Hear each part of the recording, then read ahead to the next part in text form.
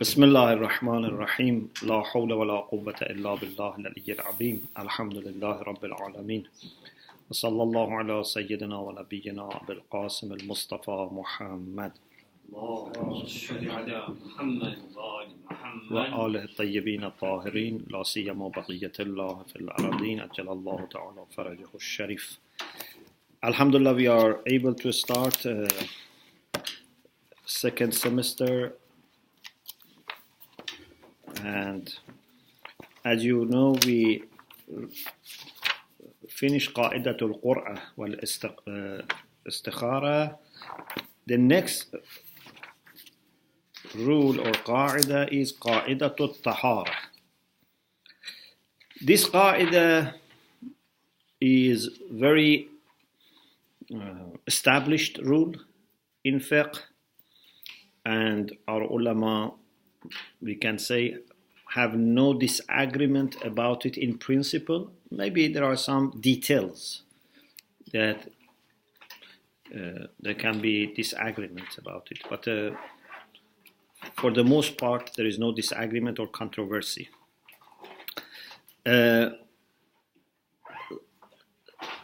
Sayyid al-Yazdi, Sahib al-Urwat al-Wusqa, has a discussion after talking about different types of najasat. He has a discussion about this qaida, and also some scholars in their books on fiqh or usul, they have discussions about this.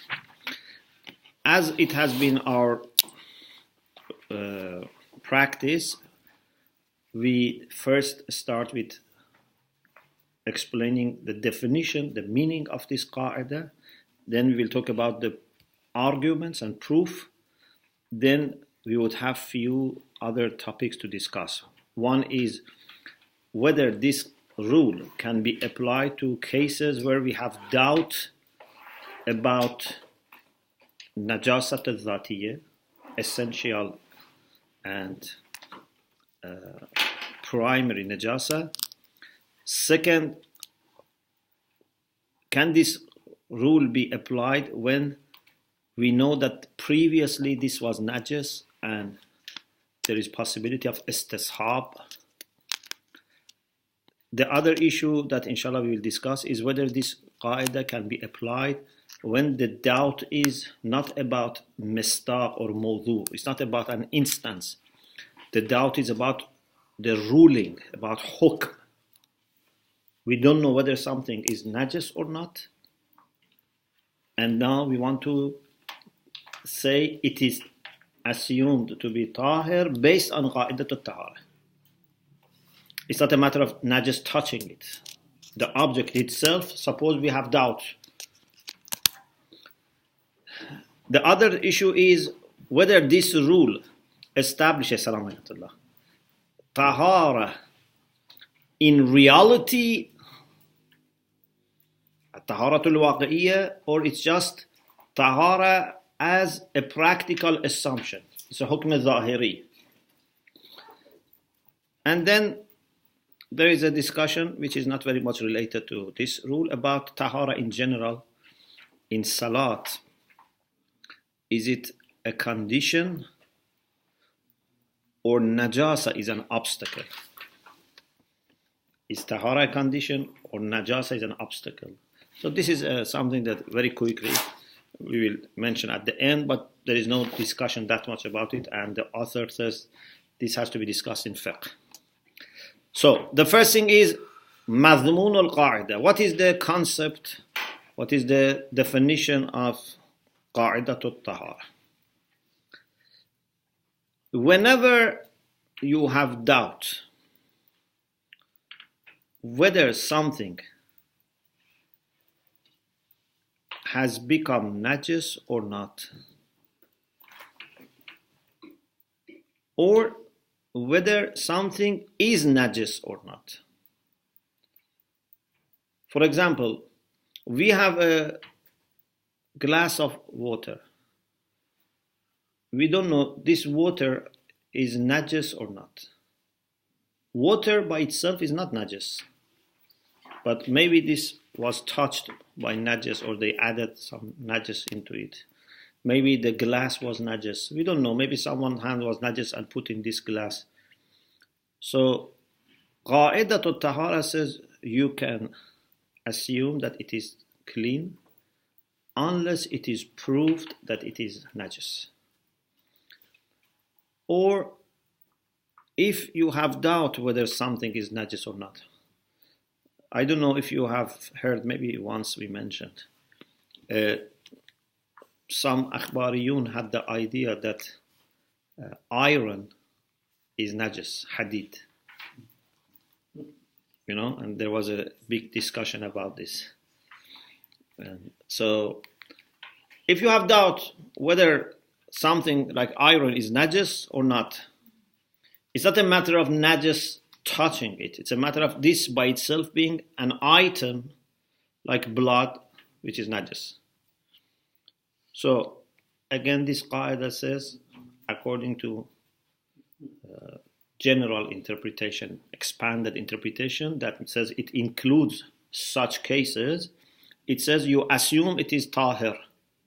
To say something is najis, you need a proof. If there is no proof that it is najis, you can say it is tahir. So the discussion was about iron being najis. Yes. So this is the definition. What is the proof?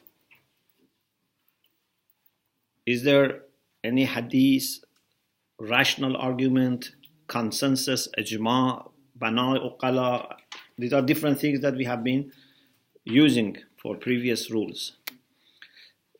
The main thing, the most important thing is a hadith which is muwathaqa, a hadith that is accepted, although it is not sahih.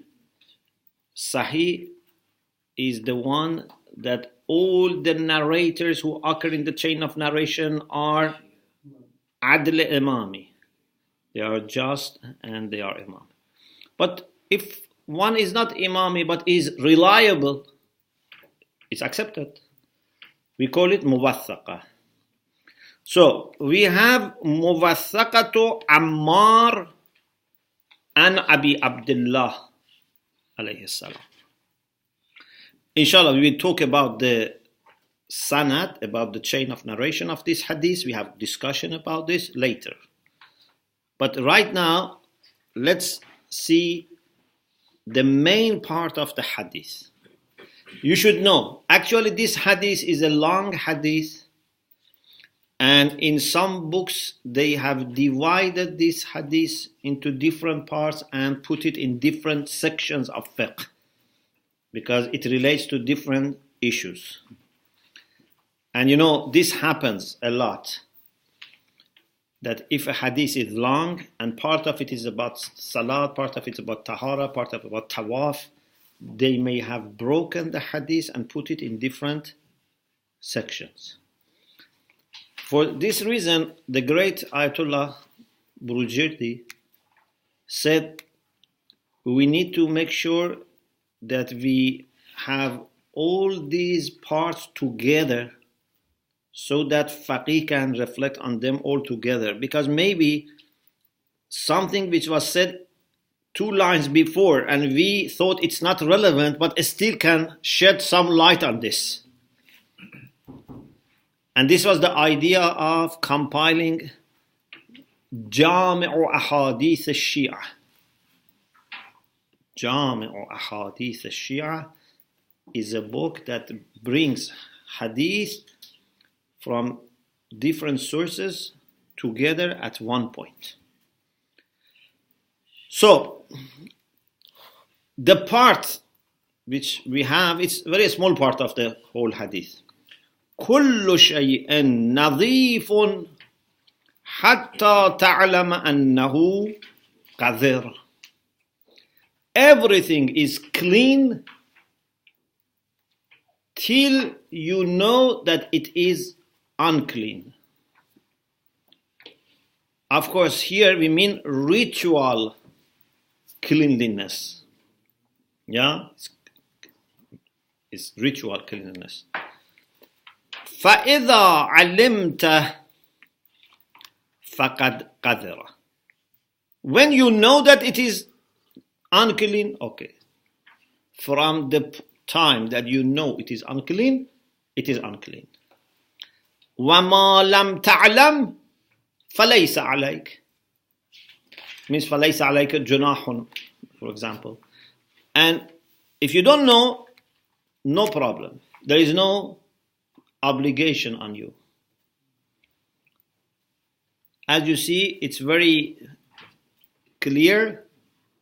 It's very general also, because it tells you in a very general and inclusive way. You assume everything is clean unless it is proved that it is najis. Okay? Then we have some hadith that are not as general as this hadith. They are about particular cases. But putting them together also can give us the same idea. So this is why we have separated them. Muwaththaqatu Ammar. We put it first because that is general and very clean. Very clear. The second set are some hadiths which are about particular cases. For example, there is a reliable hadith from Hammad ibn Uthman. Al-ma'u kulluhu tahir hatta yu'lam annahu qadr. Water is always clean, is all types of water is clean, unless you know it is najis. It's unclean. What is the difference between this and the previous hadith?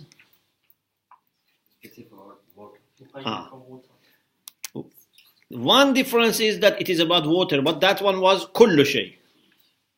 But there is also another difference. You have to look more carefully. There is one more difference. About if you don't know, that there is no obligation on that part. No, that part is the same. Al-ma kulluhu tahir. Not only it's about ma, it's about water. It's also about ash-shubahatul mawdu'iyah. Because we know water is clean. Okay? Ritually. So it's a matter of whether an najasa has touched it or not. So is this shubha hukmiyya or mawdu'iyya? It's mawdu'iyya. Yeah? This is about an external thing that might have happened or might not have happened. But kullu shay'in nadhif hatta ta'lam annahu qadr even includes cases that you don't know whether they are najis zati or not. Do you get the point? So this is the second difference. The second hadith of the second category. موثقة حفص بن قياس عن جعفر عن أبيه عن علي عليه السلام. ما أبالي أبؤل أصابني أو ما إذا لم أعلم. I don't care whether water has reached me and touched me, or you say urine. Urine is najis. But ma idha lam a'lam, as long as I don't know. This is for, not becoming very much doubtful and waswasi. If you don't know that whether it was water that, for example, you went to washroom, came out, you see your dress is wet. Maybe it was water. Maybe it's something najis. According to this muwathaqa, Imam Ali said, I don't care as long as I don't know. So the same idea that we assume everything is clean unless it is proved that it is najis. Again, as you see, here is a case of water or urine, and also it is a matter of doubt in mawdu, not hukm, because you know urine is najis and water is clean. So your doubt is not in hukm, yeah? Your doubt is about what has touched my dress or hand. The third hadith, Sahihatu Ali ibn Ja'far. You know Ali ibn Ja'far, who is buried in Qom, and we have a cemetery in Qom, is known as Ali ibn Ja'far. So he is the son of Imam Sadiq alayhi salam, and he says, I asked him, Anil fa'rah wad-dajaja wal-hamam wa ashbahiha. I asked Imam alayhi salam, maybe Imam Kazim alayhi salam, he asked that what should we do if an animal like a mouse or a bird like a chicken or hammam, pigeon, if they go on something najis, okay, and then they come, for example, on our dress or on our body, and maybe something from that najis was on their, for example, feet, and now has touched me, and maybe it was wet. So there is a chance that that najis by these animals have come to me and touched me. Okay, what should I do? سألته عن الفأرة والدجاجة والحمام وأشباهها. Fa'ra is mouse, dajaja, chicken, hammam, pigeon. وأشباهها, it doesn't make difference. And it can be a cat, it can be anything which by itself is clean, but maybe has taken some najis with it. Tata'ul adara, put its feet on adara, najis, which is coming from human being. Thumma tata'u thawb, then puts the feet on our dress. Ayughsal, should we wash the dress? Of course, you can always wash. There is no problem washing. The question is it necessary to wash it? Means has it become najis? Don't say, okay, you wash. It's a matter of, is it obligatory to wash? So that, for example, if you don't have time, you cannot say pray and you have to go and wash. You understand the question? Because those people who don't know fiqh, they may say, why you discuss these things? You can always put it in the washing machine. Why you are wasting your time? We want to understand the rules of fiqh. It's not a matter of which way is more convenient. Imam alayhi salam replied, إن كان استبان من أثره شيء فاغسله. If something from the effect of this is clear, so you see on your dress from that najis material, you see. Okay, now you cannot say, inshallah, it's clean. You are seeing that it's najis. Najasa is sin. So you must wash it. Wa illa, if you don't see, it's not clear, fala bas. no problem. Means you don't need to wash it. It's not najis. So again, we can understand the same thing, that as long as it's not proved that it has become najis, we can assume that it is clean. But as you see, it's particular case.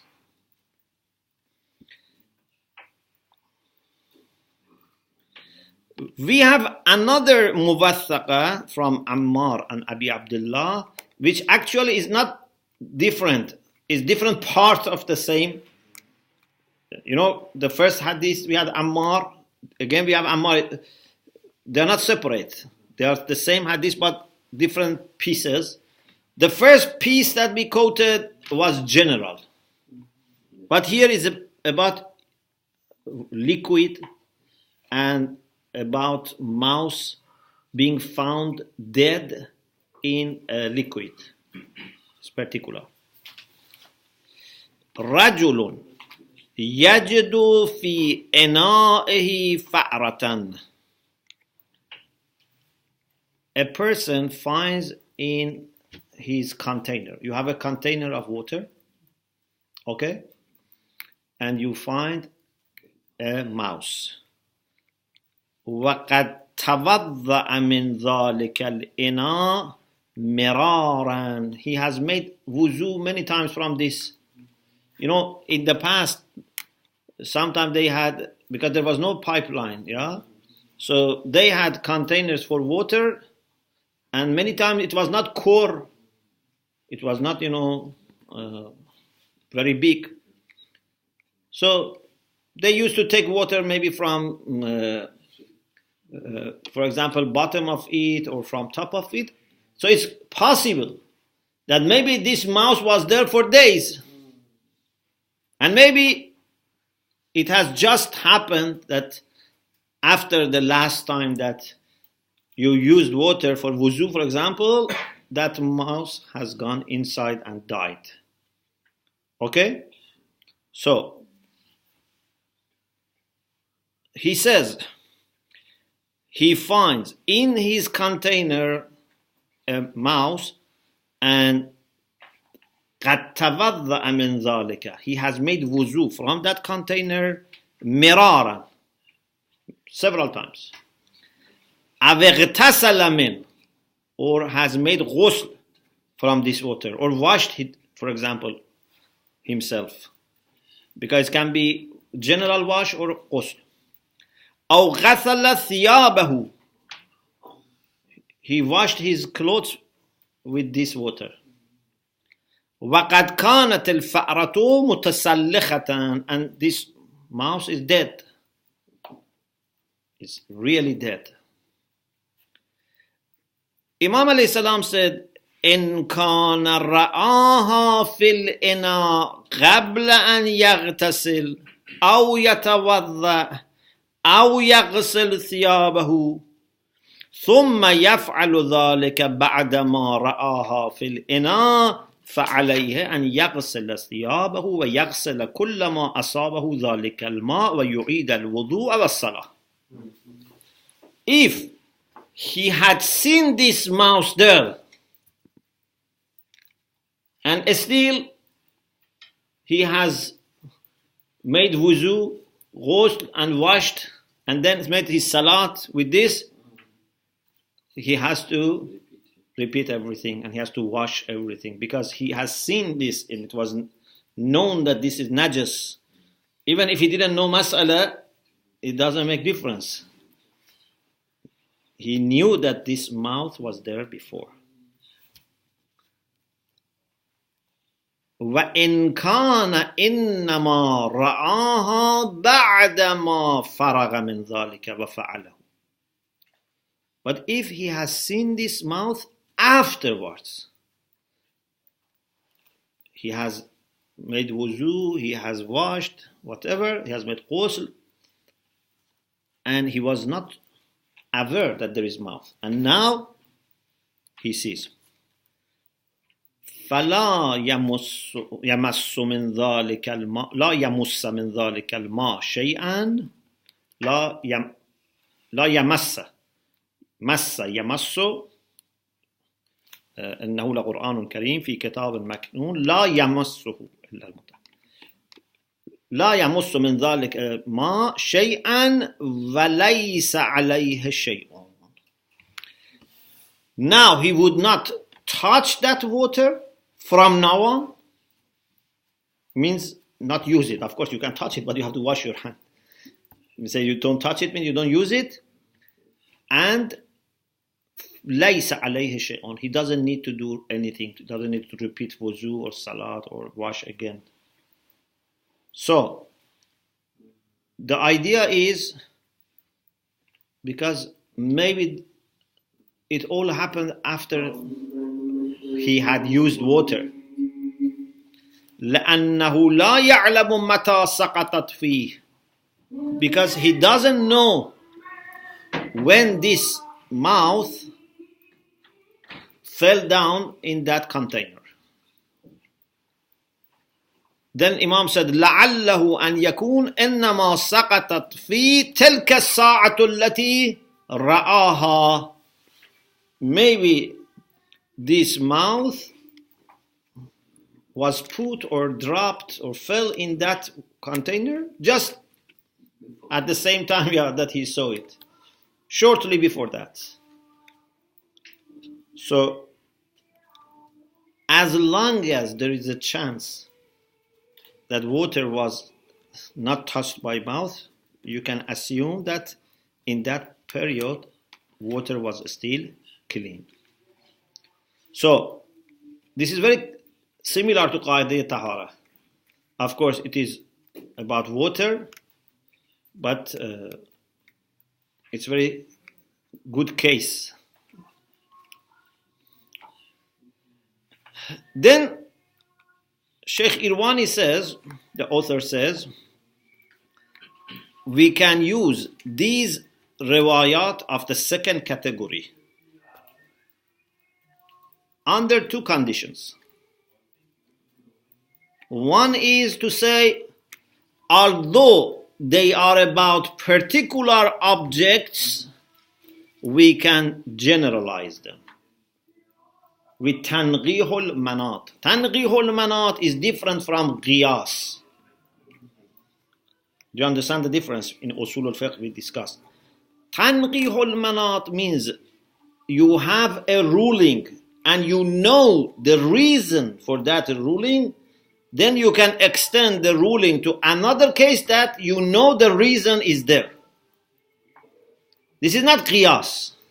In qiyas, you don't know the reason. In qiyas, you don't know the reason and you just think these two are similar. But if you know, for example, doctor tells you, you must not eat sour orange. And you know that the problem is with being sour. Then you can understand that you cannot also eat sour lemon. If you are sure that the reason for prohibiting orange was to be sour. So it says you cannot also have sour lemon. But if you are not sure, you cannot say sour orange is haram, for example, prohibited temporarily, and anything similar to that is also the same. No, it's not a matter of similarity. So, for example, you say, okay, sweet orange is also like sour orange. That's very similar. So, tanqihul manat means we say something is similar in the known reason. You know the reason and say they are similar, means they have the same reason. So I'm finishing quickly. So one condition is to be able to say that they are similar. This is about water and wuzu, but it seems something general. The second thing is that there must be no previous condition. This needs more discussion. So inshallah after salat we can continue and I explain what would be the condition when the previous state is known or not known. Alhamdulillah Rabbil Alamin.